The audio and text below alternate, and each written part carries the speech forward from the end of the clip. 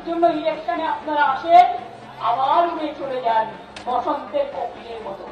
এখন ইলেকশনের অনেক দেরি আছে, 8-9 মাস দেরি আছে। এখন থেকে সাসপেন্ড করতে শুরু করেছেন হরিদাস সব, কিশোর সব, বিজেপির বন্ডেড লেবারেরা, বিজেপির বন্ডেড লেবার। লজ্জা করে না?